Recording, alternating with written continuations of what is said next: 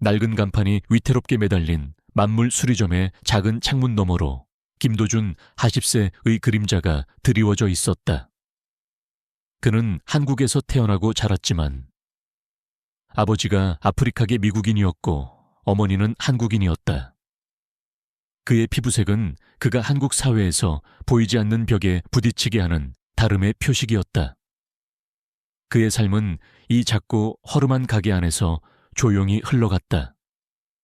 손때 묻은 작업대 위에는 고장난 라디오, 삐걱거리는 선풍기, 빛바랜 텔레비전들이 널브러져 있었다. 지직거리는 라디오 소리, 낡은 납땜 인두의 뜨거운 냄새, 그리고 드라이버가 금속을 긁는 끼익하는 소리만이 그의 유일한 동반자였다. 그는 거의 말을 하지 않았다. 손님이 찾아와도 필요한 말만 간략하게 할 뿐, 시선을 마주하는 것조차 꺼리는 듯 했다. 도준의 하루는 해가 뜨기 전부터 시작되었다. 희미한 새벽빛이 가게 안으로 스며들면 그는 낡은 작업복을 입고 고장난 기계들을 마주했다. 렌치와 나사를 들고 부서진 부품들을 조립하고 끊어진 회로를 연결하는 그의 손은 능숙하고 섬세했다. 땀방울이 그의 검은 피부 위를 타고 흘러내렸지만 그는 지친 기색 없이 묵묵히 자신의 일에 몰두했다. 해가 중천에 떠오르고 사람들이 북적이는 시간에도 도준의 가게는 늘 조용했다. 손님들은 필요한 물건만 맡기고 서둘러 떠났고 아무도 그의 과거나 현재에 대해 묻지 않았다. 그는 마치 이 세상에 존재하지 않는 사람처럼, 그림자처럼 살아가고 있었다. 저녁이 되면 도준은 가게 문을 닫고 작은 방으로 들어섰다. 그의 방은 단출했다. 낡은 책상, 삐걱거리는 의자, 그리고 호티불이 전부였다. 그는 식탁에 앉아 식어버린 밥과 반찬 몇 가지를 조용히 먹었다. 텔레비전에서는 세상 소식이 흘러나왔지만 그 소리는 도준에게는 아무런 의미가 없는 소음처럼 들렸다. 그는 밥을 먹는 내내 창밖을 응시했다.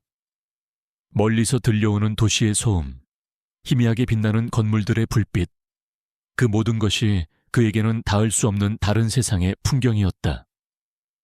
그의 눈빛은 늘 어딘가를 응시하는 듯 했지만 사실은 아무것도 보고 있지 않았다. 그저 텅 비어 있었다. 그에게는 잊고 싶지만 잊을 수 없는 과거가 존재했다. 가끔 도준은 무의식적으로 자신의 왼쪽 팔을 만지곤 했다. 작업복 소매 아래에는 오래된 흉터가 희미하게 남아 있었다. 그 흉터는 단순한 상처가 아니었다. 그것은 그의 과거를 상징하는 표식이었다. 그리고 그는 늘 오래된 은색 반지를 끼고 있었다. 닳고 닳아 문양이 희미해진 그 반지에는 용이 승천하는 듯한 문양이 새겨져 있었다. 그는 잠이 오지 않는 밤이면 그 반지를 만지작거렸다. 그 반지는 그에게는 잊힌 과거의 기억이자 되살리고 싶지 않은 어떤 맹세와도 같았다. 방 한 구석에는 낡은 철제 상자가 있었다. 그 안에는 한 벌의 낡은 도복과 함께 빛바랜 사진 한 장이 고이 간직되어 있었다. 사진 속에는 젊은 시절의 도준이 도복을 입고 날카로운 눈빛으로 서 있었다.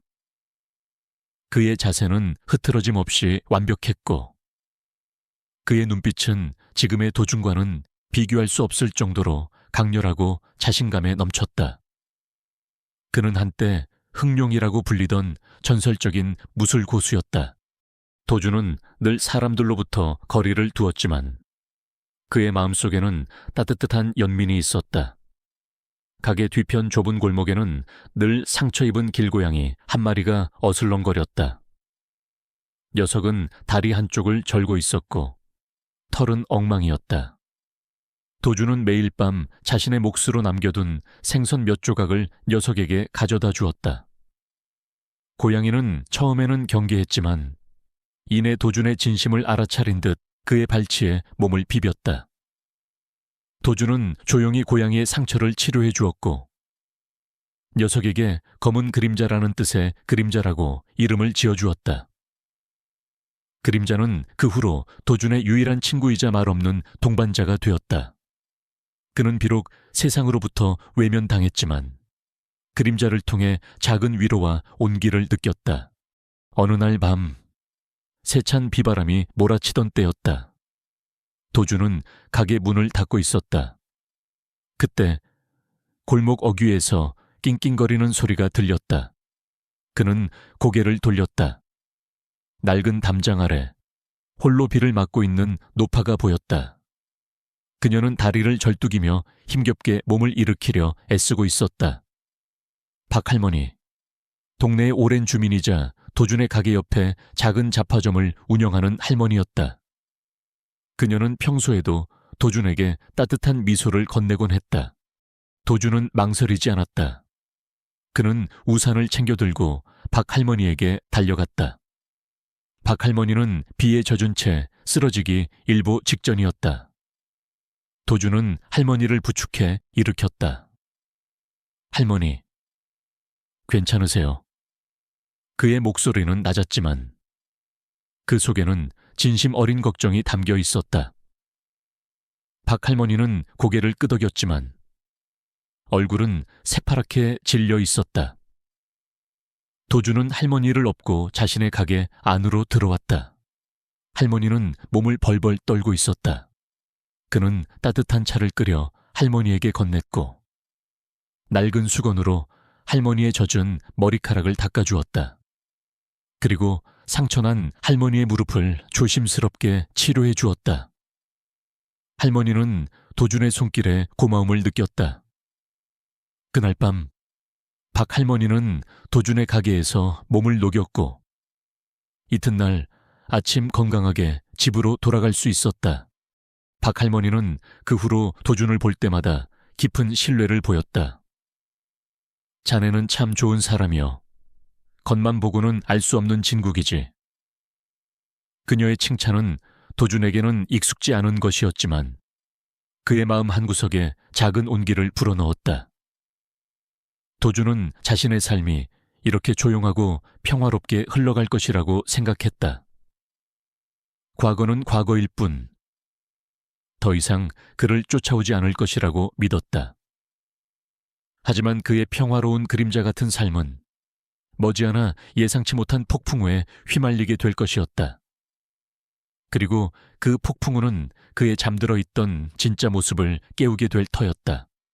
도준의 조용하고 예측 가능한 삶은 마치 잔잔한 수면에 던져진 돌멩이처럼 한순간에 깨져버렸다. 그 돌멩이는 다름 아닌 이진호 경사라는 이름의 젊은 경찰이었다. 이진호는 최근 이 지역으로 전입 온 인물로 아버지의 후광을 등에 업고 승승장구하는 젊고 오만한 경찰이었다. 그의 아버지는 한때 경찰 고위 간부였고 이진호는 그 배경을 믿고 아나무인으로 행동했다. 그는 특히 외국인과 소수민족에 대한 뿌리 깊은 편견을 가지고 있었다. 그들에게는 법이 아닌 자신의 감정이 우선이었고 권력을 이용해 약자들을 억압하는 것을 즐겼다. 이진호 경사는 매일같이 자신의 순찰 구역인 이 낡은 동네를 휘젓고 다녔다. 그의 목적은 치안 유지가 아니었다. 그는 이 동네의 외국인 주민들과 노인들, 그리고 사회적 약자들을 골라 시비를 걸고 괴롭히는 것을 일삼았다. 어이, 여기는 내 나라가 아니야. 똑바로 행동해. 그의 목소리는 늘 고압적이었고 그의 눈빛에는 경멸과 함께 폭력적인 기운이 감돌았다.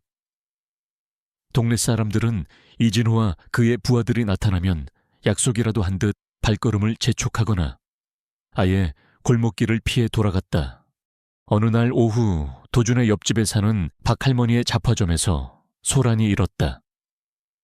이진호 경사가 박할머니가 무심코 내놓은 물건들을 발로 차며 시비를 걸고 있었다. 할머니, 불법 적치물 아닙니까? 이거 다 치우지 않으면 벌금입니다. 아니, 이 좁은 골목에 이런 걸 내놓으면 어쩌자는 거야. 박 할머니는 연신 죄송합니다. 를 연발하며 눈물을 글썽였다. 그녀의 얼굴에는 공포와 함께 억울함이 가득했다.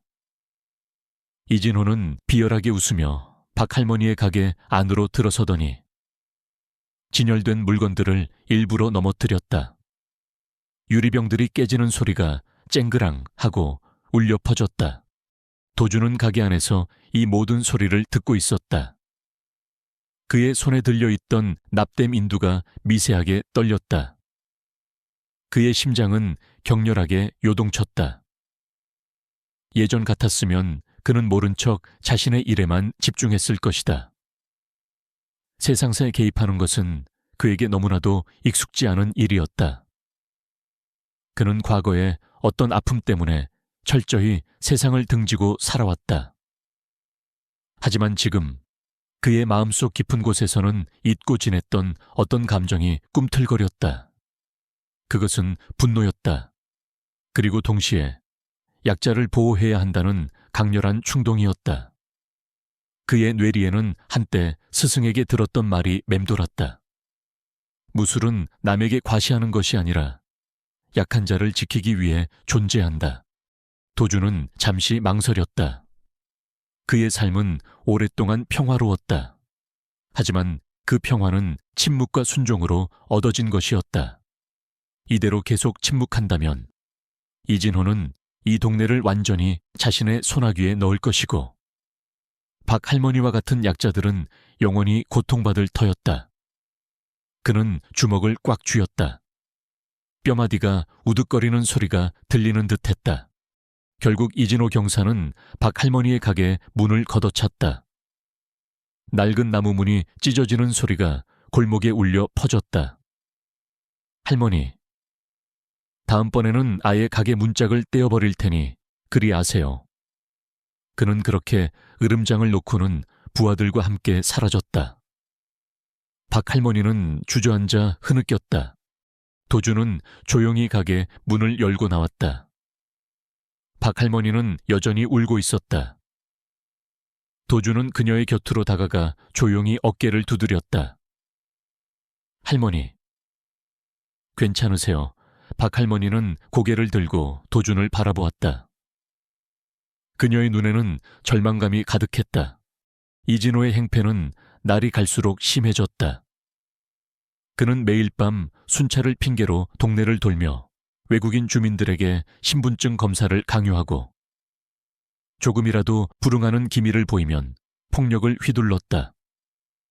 한 젊은 베트남인 이주 노동자는 이진호의 부당한 폭행으로 인해 병원에 입원하기도 했다.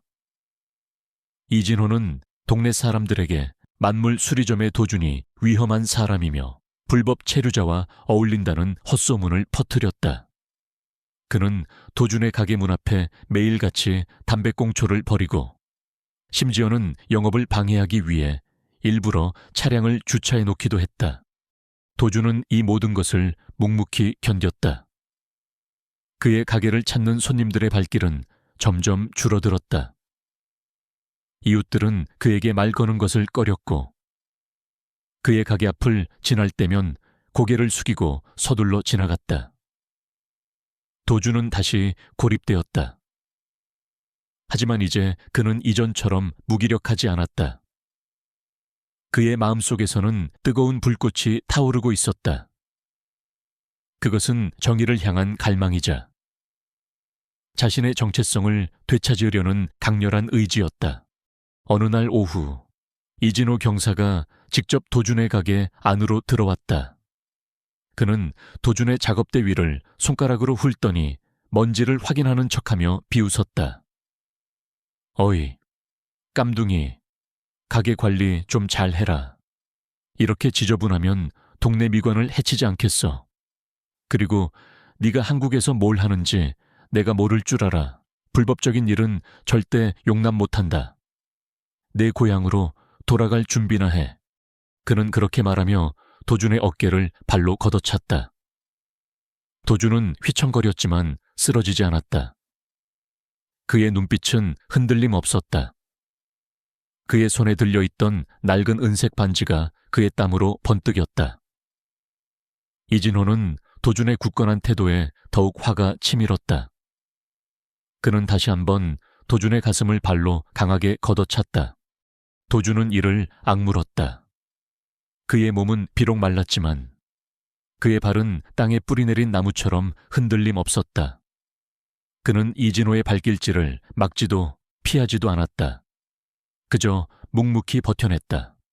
하지만 그의 눈빛은 이진호의 눈을 똑바로 응시했다. 그 눈빛 속에는 분노보다는 마치 모든 것을 꿰뚫어 보는 듯한 깊고 알 수 없는 힘이 담겨 있었다.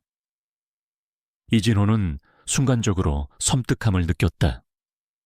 평범한 외국인에게서 나올 수 없는 눈빛이었다. 이진호는 더 이상 흥미를 잃은 듯 혀를 찼다. 흥더러운 깜둥이 주제에 어디 두고 보자. 내가 내 놈을 이 동네에서 완전히 뿌리 뽑을 테니. 그는 그렇게 말하고는 자신의 부하들을 데리고 가게를 나섰다. 도준은 한참 동안 그 자리에 서 있었다. 그의 몸은 아팠지만 그의 마음은 이전과는 달랐다. 더 이상 도망치지 않을 것이다. 더 이상 숨지 않을 것이다. 이진호의 행패는 그에게 과거의 아픔을 다시금 떠올리게 했다. 그리고 그 아픔을 이겨내고 진정한 자신의 모습을 보여줄 때가 왔음을 깨닫게 했다. 그는 고요히 자신의 목에 걸린 낡은 은색 반지를 꽉 쥐었다. 그 반지는 그에게 과거의 기억을 상기시키는 동시에 다가올 싸움을 위한 굳건한 결의를 다지는 표식이 되었다. 도준은 자신의 손에 들려있던 낡은 도복을 다시 한번 꺼내 들었다.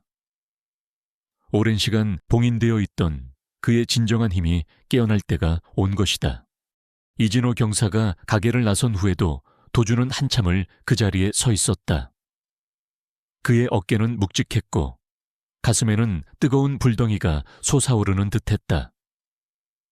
이진호의 발길질은 육체적인 고통보다 더한 굴욕감을 안겨주었다. 깜둥이. 내 고향으로 돌아가 같은 비열한 말들은 도준이 평생을 겪어온 인종차별의 무게를 다시금 상기시켰다.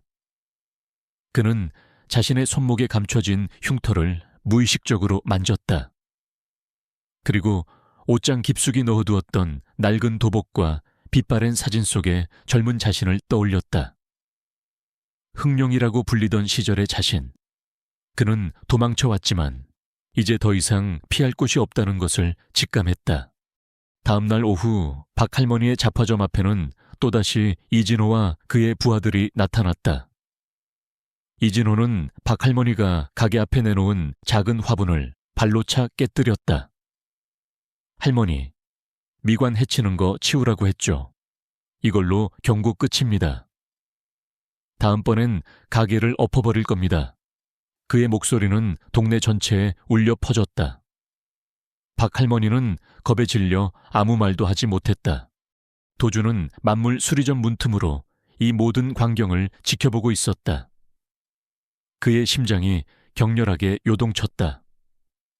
박할머니의 떨리는 어깨와 절망적인 표정. 그것은 과거의 어떤 순간과 겹쳐졌다. 그는 더 이상 지켜볼 수 없었다. 도준은 천천히 가게 문을 열고 밖으로 걸어 나갔다. 그의 발걸음은 조용했지만 그 속에는 굳건한 결의가 담겨 있었다. 그만두세요. 도준의 목소리는 낮고 차분했지만 그 속에는 강철 같은 단호함이 실려 있었다. 그의 시선은 이진회에게로 향했다. 이진호는 도준의 등장에 코웃음을 쳤다. 어이, 깜둥이, 또 끼어드는 건가? 내 주제를 알아야지. 여긴 경찰이 치안을 유지하는 곳이야. 네가 나설 자리가 아니라고. 그의 부하들이 도준을 향해 비웃었다. 치안을 유지하는 것은 시민을 보호하는 것입니다. 약한 자를 괴롭히는 것이 아니고요. 도준은 차분하게 반박했다. 그의 눈빛은 이진호의 오만함을 똑바로 응시했다. 그 눈빛 속에는 더 이상 두려움이 없었다. 대신 마치 깊은 바다처럼 알 수 없는 깊이와 고요한 힘이 담겨 있었다. 이진호는 도준의 눈빛에 왠지 모를 위협감을 느꼈다. 평범한 외국인에게서 나올 수 없는 눈빛이었다. 그의 자존심이 상했다. 건방진 놈 경찰 앞에서 감히 훈계를 해 이 망할 깜둥이가 어디서 개겨. 이진호는 그렇게 소리치며 도준의 턱을 향해 발을 뻗었다. 그의 발은 날카롭고 빨랐다. 정확히 도준의 얼굴을 겨냥한 공격이었다. 그 순간 믿을 수 없는 일이 벌어졌다. 도준은 몸을 거의 움직이지 않았다. 그의 머리는 아주 미세하게 옆으로 기울었고 이진호의 발은 그의 턱을 스치듯 지나갔다. 도준은 마치 깃털처럼 가볍게 중심을 잡았고 그의 몸은 물 흐르듯 자연스럽게 회전하며 이진호의 공격을 무력화시켰다. 그의 동작에는 군더더기가 없었고 마치 오랜 시간 단련된 무술고수의 움직임 같았다. 이진호는 자신의 공격이 허무하게 빗나가자 당황했다. 그는 다시 한번 도준의 옆구리를 향해 강력한 발차기를 날렸다. 도준은 이번에도 피하지 않았다. 대신 그는 자신의 팔을 들어 이진호의 발목을 가볍게 잡았다. 그리고 그의 팔을 아주 미세하게 비틀었다. 이진호는 자신의 발목에 전해지는 묘한 압력에 균형을 잃고 휘청거렸다. 그의 얼굴에 당황한 기색이 역력했다. 이 새끼가. 이진호는 분노의 찬 목소리로 소리쳤다. 그의 부하들도 놀란 표정으로 도준을 바라보았다. 그들은 도준이 단순히 피한 것이 아니라 그들의 상사를 농락하듯 기술적으로 방어했다는 것을 직감했다. 바로 그때였다. 골목 저편에서 한 젊은 남자가 걸어오고 있었다. 그는 운동복 차림이었지만 몸에서는 균형 잡힌 근육이 뿜어져 나왔다. 그는 바로 박현수 30대 초반. 한때 유망했던 태권도 선수였으나 부상으로 꿈을 접고 작은 체육관을 운영하는 청년이었다. 박현수는 좁은 골목을 지날 때마다 도준의 가게를 유심히 복원했다. 왠지 모르게 도준에게서 범상치 않은 기운을 느꼈기 때문이었다. 그는 방금 전 도준의 동작을 정확히 목격했다. 그 움직임은 태권도의 그것과는 달랐지만 분명 오랜 수련에서 나오는 극강의 숙련도와 절제된 힘을 담고 있었다. 박현수의 눈빛이 흥미롭게 빛났다. 이진호는 도준의 침착함과 범상치 않은 움직임에 분노를 넘어선 경계심을 느꼈다. 그는 도준이 단순히 운이 좋았던 것이 아님을 직감했다. 이 새끼, 뭔가 숨기고 있어. 일반인이 아니야. 이진호는 도준의 눈빛에서 읽어낸 비범함에 더욱 도끼를 품었다. 야, 이놈 잡아. 이 새끼 분명히 특수부대 출신이거나 조직의 끈아풀일 거야. 불법 체류자면서 범죄까지 저지른다. 이진호는 그렇게 소리치며 자신의 부하들을 도준에게 달려들게 했다. 그는 동시에 무전을 통해 추가 지원을 요청했다. 그는 도준을 범죄자로 몰아붙여 완전히 매장시키려 했다. 도준은 자신에게 달려드는 이진호의 부하들을 바라보았다. 그의 얼굴에는 여전히 어떠한 표정의 변화도 없었다. 하지만 그의 눈빛은 더욱 깊어졌다. 그는 방어적으로 움직였다. 주먹을 쥐거나 발로 차는 대신 그는 상대방의 공격을 흘려보내고 그들의 힘을 역이용하여 자신을 방어했다. 그의 움직임은 마치 춤을 추는 듯 부드러웠지만 동시에 바위를 뚫는 듯한 견고함을 지니고 있었다. 부하들은 도준에게 제대로 손도 대지 못하고 휘청거리거나 스스로 넘어져 버렸다. 박현수는 이 모든 광경을 숨죽여 지켜보았다. 도준의 움직임은 그가 평생을 바쳐 연구했던 무술의 정수를 담고 있었다. 그는 도준이 단순히 무술을 잘하는 것을 넘어 자신의 몸을 완벽하게 통제하고 상대방의 의도를 읽어내는 경지에 이르렀다는 것을 깨달았다.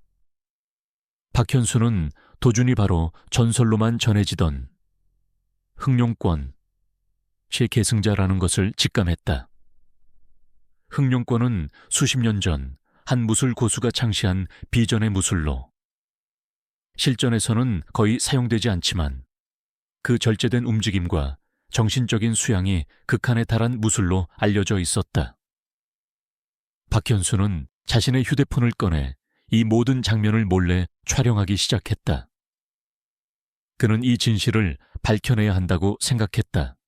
이진호는 분노와 함께 알 수 없는 공포에 사로잡혔다. 그는 도준이 평범한 사람이 아님을 깨달았다. 젠장, 이 새끼. 진짜 뭐야. 그는 자신의 부하들이 도준에게 속수무책으로 당하는 모습을 보며 주머니에서 수갑을 꺼내 들었다. 이 새끼, 공무집행방해로 체포해. 그리고 나한테 폭력을 휘두른 죄까지 다 덮어씌워. 도준은 이진호의 움직임을 주시했다. 그의 손에 들려있던 은색 반지가 반짝였다. 그는 더 이상 숨지 않을 것이다. 그는 박할머니에게 마지막으로 시선을 주었다. 박할머니는 겁에 질린 채 도준을 바라보고 있었다. 그녀의 눈빛에는 두려움과 함께 알 수 없는 희망이 섞여 있었다. 도준은 자신의 삶을 건 이 싸움에서 더 이상 물러설 수 없다는 것을 깨달았다. 그의 손에 힘이 들어갔다. 이제 그의 진정한 힘이 세상에 드러날 때가 온 것이다. 이진호 경사는 만물 수리점 앞에서 도준에게 속수무책으로 당한 충격에서 헤어나오지 못했다. 그의 부하들은 이진호의 지시에 따라 도준을 에워쌌지만 감히 먼저 손을 댈 엄두를 내지 못했다. 방금 전 도준의 움직임은 그들이 경험했던 어떤 싸움꾼의 그것과도 달랐다. 폭력적이지 않으면서도 압도적인 통제력. 이진호는 도준의 눈빛에서 느껴지는 깊이에 섬뜩함을 느꼈다. 평범한 외국인 노동자가 아니었다. 분명 과거가 있는 인물이라고 확신했다. 이봐, 너, 내 정체가 뭐야? 불법 체류자 주제에 어디서 이런 수작을 부려? 이진호는 애써 침착한 척하며 소리쳤다. 그는 도준의 신원을 명확히 파악하지 못했기에 가장 쉬운 약점인 불법 체류를 들먹였다. 하지만 도준은 묵묵부답이었다. 그의 침묵은 이진호의 분노를 더욱 부추겼다. 이진호는 무전을 통해 추가 병력을 요청했다. 동시에 그는 경찰 내 자신의 인맥을 총동원하여 도준의 정보를 파헤치기 시작했다. 그러나 도준의 기록은 너무나도 깨끗했다. 마치 유령처럼 아무런 전과도, 이렇다 할 정보도 없었다. 이진호는 이것이 오히려 의심스럽다고 생각했다. 완벽한 은둔이야말로 과거를 철저히 숨기려는 자들의 특징이라고 그는 판단했다.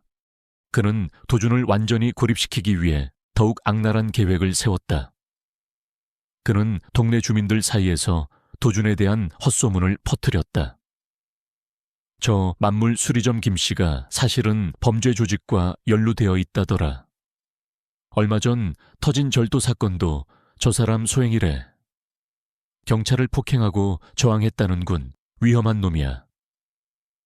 이진호는 몇몇 주민들에게 돈을 쥐어주며 이 소문이 사실인 것처럼 퍼뜨려 달라고 부탁했다. 또한 그는 언론에도 연락을 취해 도준을 위험한 외국인 범죄자로 묘사하는 기사를 쓰도록 압력을 가했다. 며칠 후 동네는 도준에 대한 불신과 공포로 가득 찼다. 만물 수리점에는 더 이상 손님들의 발길이 끊겼다. 지나가던 사람들은 도준의 가게 앞을 지날 때마다 불쾌한 시선을 보냈고 일부는 노골적으로 욕설을 퍼붓기도 했다. 박할머니를 비롯한 몇몇 양심적인 주민들은 여전히 도준을 믿으려 했지만 이진호의 끊임없는 공작과 언론의 선동에 대항하기에는 역부족이었다. 그들은 두려움에 떨며 도준에게 제대로 말 한마디 건네지 못했다.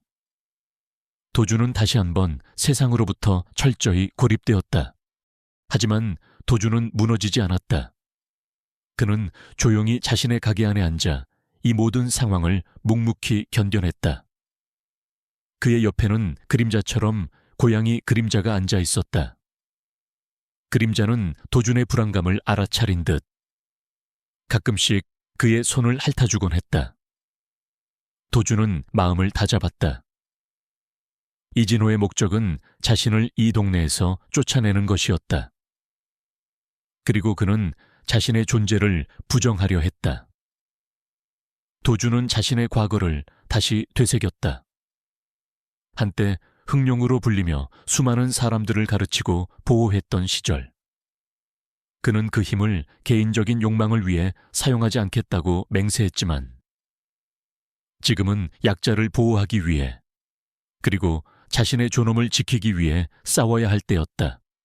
그때 그를 유심히 지켜보던 한 사람이 움직이기 시작했다. 바로 젊은 태권도 사범 박현수였다. 박현수는 도준이 이진호의 공격을 막아내던 모습을 영상으로 찍은 후 그 영상을 수십 번 돌려보았다. 도준의 움직임은 태권도의 기본과는 달랐지만 그 안에 담긴 절제와 힘은 박현수가 평생을 바쳐 추구하던 무술의 정수 그 자체였다. 그는 며칠 밤낮으로 도준의 움직임을 연구했다. 그리고 마침내 박현수는 도준이 전설로만 전해지던 비전의 무술, 흑룡권의 계승자라는 것을 확신했다. 흑룡권은 단순히 공격 기술이 아니라 육체와 정신의 완벽한 조화를 통해 이루어지는 궁극의 무술로 알려져 있었다. 박현수는 자신의 스승에게서 흑룡권에 대한 이야기를 어렴풋이 들었던 적이 있었다. 그는 도준이 이진호의 부당한 공격에 맞서 싸우면서도 상대를 해치지 않는 것을 보고 그가 진정한 무술가라는 것을 확신했다. 박현수는 도준을 돕기로 결심했다. 그는 도준의 가게를 찾아갔다. 도준은 자신을 찾아온 박현수에게 경계심을 보였다. 무슨 일로 오셨습니까? 도준의 목소리는 여전히 낮고 무뚝뚝했다. 박현수는 고개를 숙여 인사했다. 김도준 선생님, 저는 박현수라고 합니다. 태권도 사범입니다. 저는 선생님께서 이진호 경색에 대항하시던 모습을 보았습니다. 선생님은 진짜 무술가십니다. 저는 선생님께서 흑룡권의 계승자라는 것을 알고 있습니다. 제가 선생님을 돕고 싶습니다. 도준의 눈이 미세하게 흔들렸다. 흑룡권이라는 단어는 그에게 오랜 시간 잊고 지냈던 과거의 문을 강제로 열어젖혔다. 그는 박현수의 눈을 응시했다. 박현수의 눈빛에는 순수한 존경심과 함께 진실을 향한 열정이 담겨 있었다. 도준은 망설였다. 다시 세상으로 나서는 것은 그에게 큰 부담이었다. 바로 그때 이진호 경사가 마지막 일격을 준비하고 있었다. 그는 동네 주민들에게 공식적인 주민 안전 강화 회의를 개최하겠다고 선언했다. 장소는 동네 중앙에 위치한 큰 공원. 과거 도준이 유일하게 평화롭게 숨쉬던 공간이었다. 내일 오후 2시 공원에서 주민 안전 강화 회의를 열 겁니다. 이진호는 확성기를 들고 동네를 돌며 외쳤다. 김도준이라는 위험한 인물을 이 동네에서 추방하기 위한 공식적인 절차를 밟을 겁니다. 모든 주민들은 반드시 참석하여 동네의 안전을 지키는데 동참해 주십시오. 이것은 도준에 대한 공개적인 재판이자 그를 동네에서 완전히 추방하려는 최후의 수단이었다. 도준은 이진호의 선언을 듣고 깊은 한숨을 내쉬었다. 이제 피할 수 없었다. 이 싸움은 단순히 개인의 문제가 아니라 인종차별과 불의에 맞서는 상징적인 싸움이 되어버린 것이었다. 박현수는 도준에게 말했다. 선생님, 우리가 함께 싸워야 합니다. 이진호는 선생님을 범죄자로 만들고 동네 주민들을 선동하고 있습니다. 하지만 진실은 밝혀질 겁니다. 선생님의 무술은 사람들을 다치게 하는 것이 아니라 사람들을 지키는 것입니다. 이제 선생님의 진짜 힘을 보여줄 때입니다. 박현수는 자신의 휴대폰에 저장된 동영상을 도준에게 보여주었다. 이진호가 도준을 폭행하고 도준이 기술적으로 막아내는 모든 장면들이 생생하게 담겨 있었다. 도준은 박현수의 눈을 바라보았다. 그의 눈빛에서 그는 진심과 용기를 보았다. 도준은 조용히 고개를 끄덕였다. 그의 얼굴에는 오랜 망설임을 끝낸 사람만이 가질 수 있는 결연함이 서려 있었다. 그의 손은 무의식적으로 은색 반지를 꽉 쥐었다. 그는 낡은 철제 상자에서 먼지 쌓인 도복을 꺼냈다. 그의 잠들어 있던 무술의 혼이 다시금 깨어나고 있었다. 이 싸움은 단순한 폭력의 대결이 아니었다. 그것은 정의와 불의의 대결이자 편견과 진실의 대결이었다. 도준은 자신의 삶을 건 이 싸움에서 더 이상 물러서지 않을 것이었다.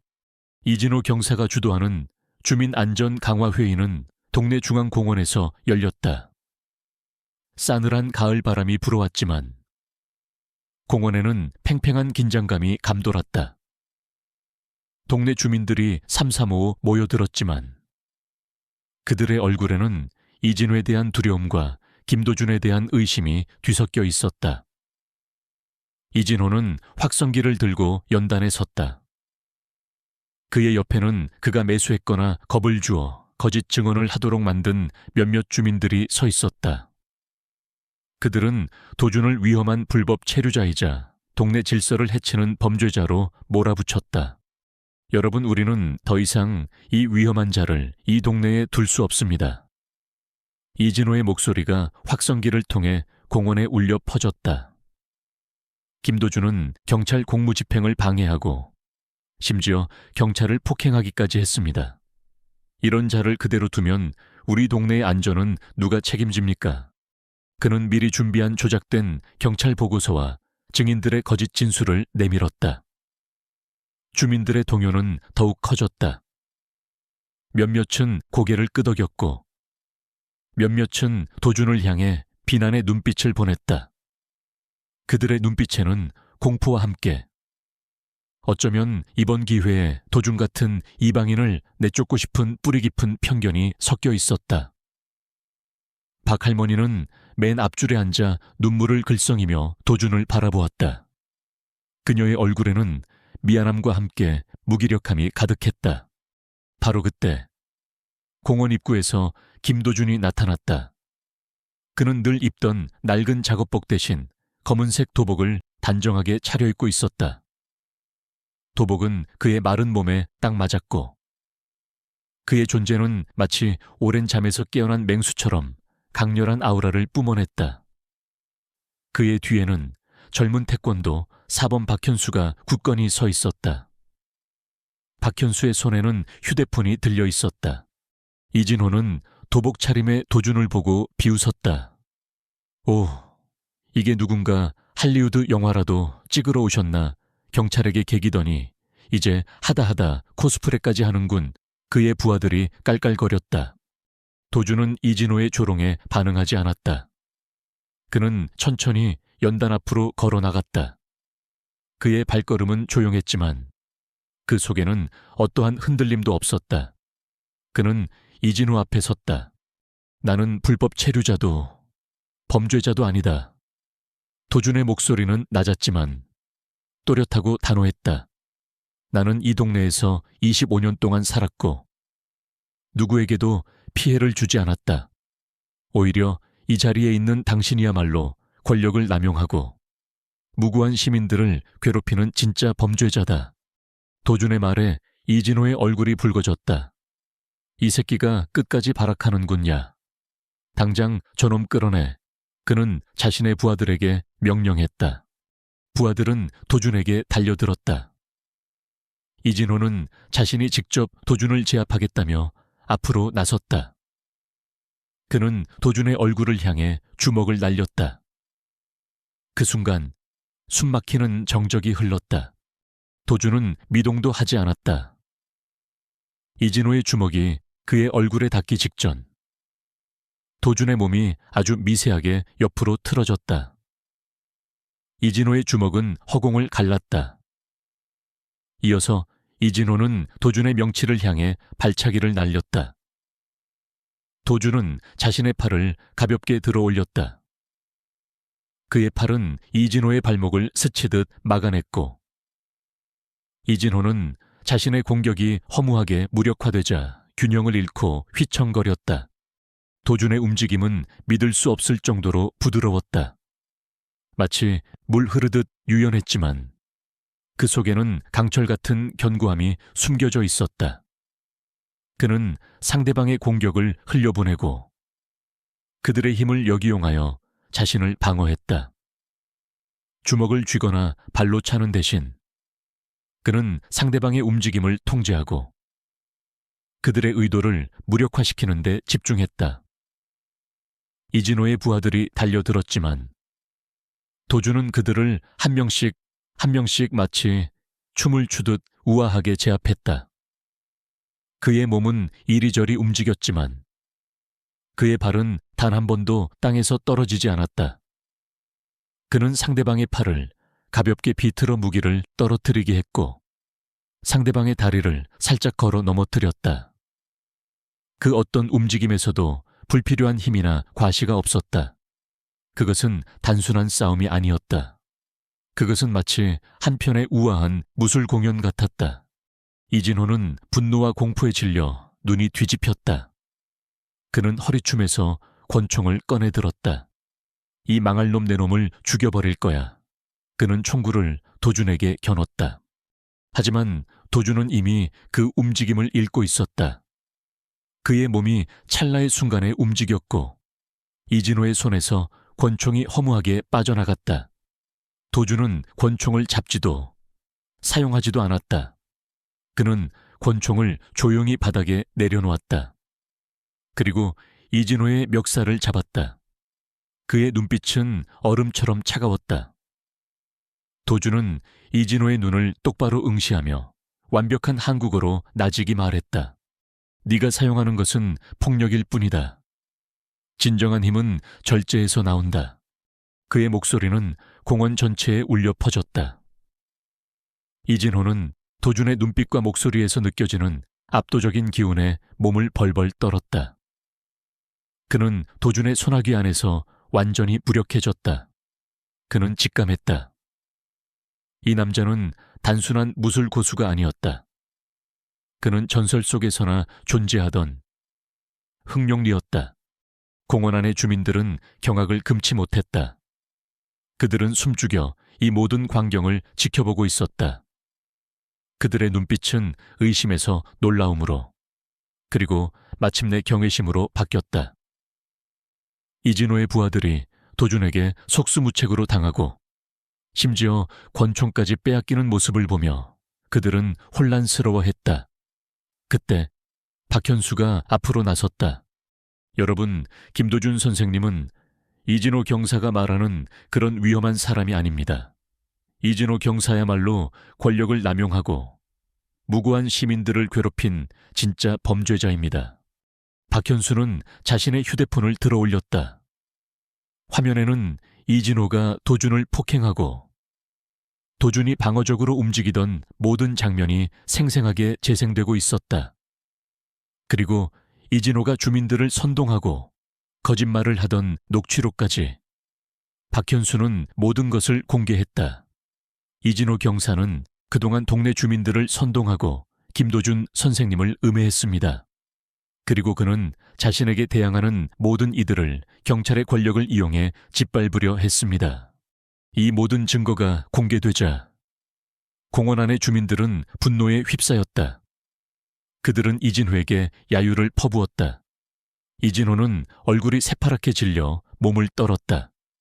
바로 그때 경찰차 사이렌 소리가 들려왔다. 박현수가 미리 신고를 해둔 덕분이었다. 경찰들이 공원으로 들어서자 이진호는 마지막 발악을 하려 했지만 도준이 그의 팔을 비틀어 제압했다. 이진호 경사, 권력 남용 및 폭행, 공무집행 방해 및 시민 선동 혐의로 체포합니다. 경찰이 이진호에게 수갑을 채웠다. 그는 절규하며 발버둥 쳤지만 이미 늦었다. 그의 부하들 또한 현장에서 체포되었다. 이진호가 경찰에 연행되어 가는 동안 그는 도준을 향해 증오찬 눈빛을 보냈다. 하지만 도준은 그를 보지 않았다. 도준은 박 할머니를 향해 고개를 돌렸다. 박 할머니는 눈물을 글썽이며 도준에게 다가왔다. 그녀는 도준의 손을 잡았다. 고마워요. 정말 고마워요. 도준 씨. 그녀의 목소리는 진심 어린 감사가 담겨 있었다. 박현수는 도준에게 깊이 고개를 숙였다.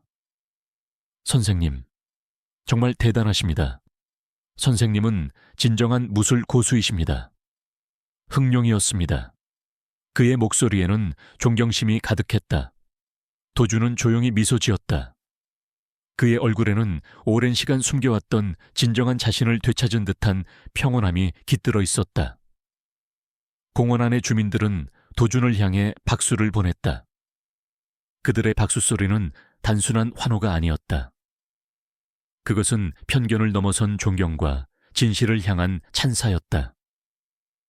도준은 이제 더 이상 그림자 속의 존재가 아니었다. 그는 빛 속으로 걸어 나왔다. 이진호 경사와 그의 부하들이 경찰차에 실려 사라지자 공원에는 안도와 환호성이 터져 나왔다. 김도준은 더 이상 그림자 속의 존재가 아니었다. 그는 빛 속으로 걸어 나왔고 그의 존재는 이제 이 동네의 새로운 상징이 되었다. 주민들은 그를 향해 박수와 갈채를 보냈고 몇몇은 눈물을 글썽이며 그의 손을 잡았다. 박 할머니는 도준의 손을 꽉 잡고 연신 고맙다, 정말 고맙다고 중얼거렸다. 그녀의 목소리에는 진심 어린 감사와 미안함이 뒤섞여 있었다. 그녀를 포함해 이진회계소가 도준을 오해했던 주민들은 진심으로 사과했다. 저희가 어리석었습니다. 도준 씨, 그 사람 말만 믿고 정말 죄송합니다. 한 아주머니가 고개를 숙였다. 도준은 그들의 사과를 묵묵히 받아들였다. 그의 얼굴에는 어떠한 원망도 없었다. 그는 그저 고개를 끄덕이며 말했다. 괜찮습니다. 저는 제가 해야 할 일을 했을 뿐입니다. 그의 목소리는 차분했지만 그 속에는 모든 것을 이해하고 용서하는 깊이가 담겨 있었다. 이 사건은 동네 주민들에게 뿌리 깊었던 편견을 돌아보게 하는 계기가 되었다. 이진호 경사는 권력 남용, 폭행, 공무집행 방해, 증거 조작, 그리고 인종차별적 언행 등 수많은 혐의로 기소되었다. 그의 아버지인 전직 고위 경찰 간부 또한 아들의 죄를 덮으려 한 정황이 포착되어 함께 조사를 받았다. 이진호는 끝내 법의 심판을 피할 수 없었고 그의 오만함과 불의는 결국 그 자신을 무너뜨렸다. 도준의 만물 수리점은 다시 활기를 되찾았다. 아니, 이전보다 훨씬 더 많은 손님들이 찾아왔다. 사람들은 고장난 물건을 고치러 오는 것뿐만 아니라 도준을 만나기 위해 그에게서 위로와 용기를 얻기 위해 찾아왔다. 그의 가게는 이제 단순한 수리점이 아니라 동네 사람들의 사랑방이자 정의가 살아 숨쉬는 희망의 공간이 되었다. 어느 날 저녁, 박현수가 도준의 가게를 찾아왔다. 그는 도준 앞에 무릎을 꿇었다. 선생님, 제가 선생님의 무술을 직접 보고 싶습니다. 그리고 저에게 그 지혜를 가르쳐 주십시오. 박현수의 눈빛에는 순수한 열정과 함께 깊은 존경심이 담겨 있었다. 도준은 박현수를 조용히 바라보았다. 그의 얼굴에는 옅은 미소가 떠올랐다. 그는 박현수의 진심을 느낄 수 있었다. 도준은 자신의 과거를 회상했다. 흥룡이라고 불리던 시절, 그는 자신의 힘을 감당하지 못해 큰 실수를 저지른 적이 있었다. 그는 한때 자신이 너무 강하다고 자만했고 그 오만함이 그를 나락으로 떨어뜨렸다. 한 번의 잘못된 판단으로 인해 그는 무고한 사람을 다치게 했고 그 죄책감에 시달려 세상을 등지고 은둔 생활을 시작했던 것이었다. 그는 그날 이후 다시는 무술을 개인적인 목적으로 사용하지 않겠다고, 그리고 자신의 힘을 함부로 드러내지 않겠다고 맹세했다. 그의 손목에 있는 흉터는 그날의 상처이자 스스로에게 내린 벌이었다. 도주는 박현수에게 자신의 과거를 털어놓았다. 그의 목소리는 차분했지만 그 속에는 오랜 시간 응어리진 아픔이 담겨 있었다. 나는 한때 나의 힘을 제대로 통제하지 못했다. 그것은 내게 큰 고통을 안겨주었다. 그래서 나는 이 모든 것을 버리고 그림자처럼 살기로 결심했다. 박현수는 도준의 이야기를 묵묵히 들었다. 그리고 고개를 들었다. 선생님, 진정한 힘은 절제에서 나옵니다. 하지만 절제는 숨는 것이 아닙니다. 그것은 자신의 힘을 알고 그것을 올바른 곳에 사용하는 것입니다. 선생님의 무술은 사람을 해치는 것이 아니라 사람을 지키는 것입니다. 선생님의 힘은 이 동네를 지킬 수 있습니다. 약한 사람들을 지킬 수 있습니다. 그의 말은 도준의 마음속 깊은 곳에 울려 퍼졌다. 도준은 박현수의 눈을 바라보았다. 그 눈빛 속에서 그는 자신의 스승을 보았다. 그리고 자신이 잊고 지냈던 진정한 무술가의 정신을 다시 떠올렸다. 박현수는 도준에게 손을 내밀었다. 저와 함께 새로운 길을 걸어갑시다. 선생님, 도준은 박현수의 손을 잡았다. 그의 얼굴에는 오랜 망설임을 끝낸 사람만이 가질 수 있는 평온함이 서려 있었다. 그는 더 이상 자신의 과거를 부정하지 않았다. 그는 자신의 힘을 인정하고 그것을 올바른 곳에 사용하기로 결심했다. 그는 박현수의 제안을 받아들여 함께 무술 도장을 열기로 했다. 그날 밤 도준은 낡은 철제 상자에서 먼지 쌓인 도복을 다시 꺼내 들었다. 도복은 그의 손에 닿자 마치 오랜 잠에서 깨어나는 듯했다. 그는 낡은 은색 반지를 만지작거렸다. 더 이상 이 반지가 그에게는 과거의 족쇄가 아니었다. 그것은 그의 깨달음이자 새로운 시작을 알리는 희망의 표식이 되었다.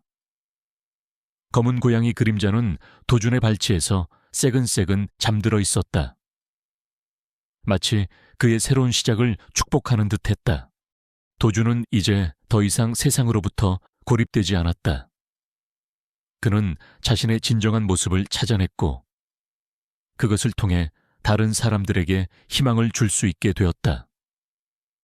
그의 삶은 이제 평화와 함께 새로운 의미와 목적을 찾아 나아갈 것이었다. 시간은 흘러 2년 후, 김도준은 더 이상 낡은 만물 수리점의 그림자 같은 존재가 아니었다. 그는 이제 이 동네에서 가장 존경받는 인물 중 한 명이었다.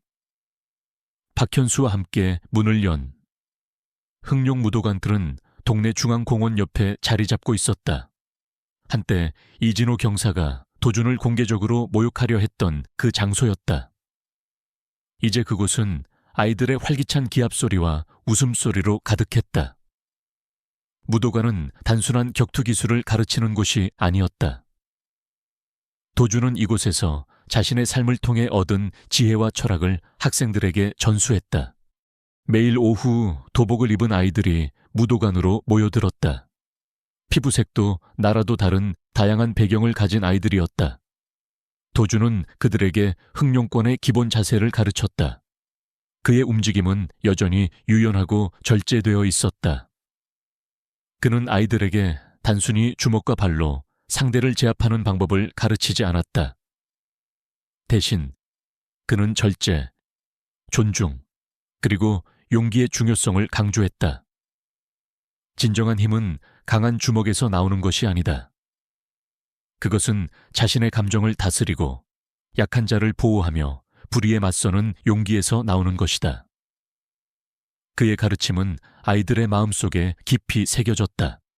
박현수는 도준의 든든한 조력자였다. 그는 태권도와 흑룡권을 접목하여 아이들에게 더욱 체계적인 지도를 했다. 그는 도준의 묵묵한 가르침을 옆에서 보조하며 때로는 아이들의 눈높이에 맞춰 유머러스하게 설명해 주었다.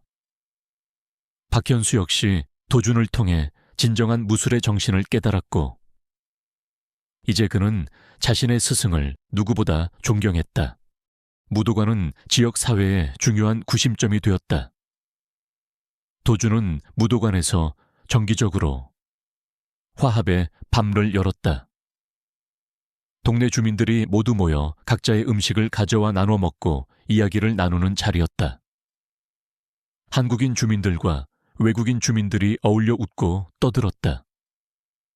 이진호 경사의 사건 이후 동네에는 인종차별에 대한 인식이 크게 개선되었다. 도준은 자신의 경험을 바탕으로 지역 커뮤니티 센터에서 인종차별 반대 강연을 하기도 했다. 그의 진심 어린 목소리는 많은 사람들의 마음을 움직였다. 도준은 더 이상 자신의 과거를 숨기지 않았다. 그는 학생들에게 자신의 옛 별명인 흑룡을 이야기해 주었고 자신의 손목에 있는 흉터가 어떻게 생겼는지 그리고 그 실수를 통해 무엇을 배웠는지 솔직하게 고백했다. 그는 자신의 아픔을 통해 다른 사람들에게 교훈과 희망을 주려 했다. 그의 솔직함은 학생들에게 큰 감동을 주었고 그들은 도준을 단순한 스승이 아닌 삶의 멘토로 여기게 되었다. 그가 늘 차고 다니던 은색 반지는 이제 그의 삶의 여정과 깨달음을 상징하는 의미 있는 물건이 되었다. 어느 늦가을 오후, 도준은 무도관 마루에 앉아 명상을 하고 있었다. 햇살이 창문으로 쏟아져 들어와 그의 검은 도복 위로 따뜻하게 쏟아졌다. 그의 곁에는 고양이 그림자가 조용히 잠들어 있었다. 더 이상 아픈 다리를 절지 않는 그림자는 이제 무도관의 마스코트이자 도준에 변치 않는 친구였다. 그는 눈을 뜨고 멀리 창밖을 내다보았다. 아이들이 공원에서 뛰어놀고 있었다. 그들의 웃음소리가 무도관 안까지 들려왔다. 도준은 얼굴에 잔잔한 미소를 지었다. 그는 이제 자신의 삶의 진정한 의미를 찾았다. 자신의 힘을 숨기거나 도망치는 것이 아니라 그 힘을 사용하여 사람들을 돕고 세상에 긍정적인 영향을 미치는 것. 그것이 바로 그가 나아가야 할 길이었다. 도준은 자리에서 일어나 마루로 향했다. 그곳에는 어린 학생 몇 명이 진지한 얼굴로 도준을 기다리고 있었다. 그들은 도준의 다음 가르침을 기다리고 있었다. 도준은 학생들 앞에 섰다. 그의 눈빛은 깊고 그의 자세는 굳건했다. 그는 자신이 가르치는 무술이 단순한 신체 단련을 넘어 정신을 수양하고 세상을 이롭게 하는 도구가 될 것이라고 믿었다. 자, 오늘 배울 자세는 도준의 목소리가 무도관에 울려 퍼졌다. 그의 목소리는 더 이상 작고 소심하지 않았다. 그것은 자신감과 확신에 찬 진정한 스승의 목소리였다. 그곳에서 김도준은 자신의 인생의 두 번째 봄을 맞이하고 있었다. 그리고 그 봄은 그가 뿌린 희망의 씨앗이 아름다운 꽃을 피우는 새로운 시작을 의미했다. 무도관은 그의 삶의 터전이자 세상을 향한 그의 메시지였다.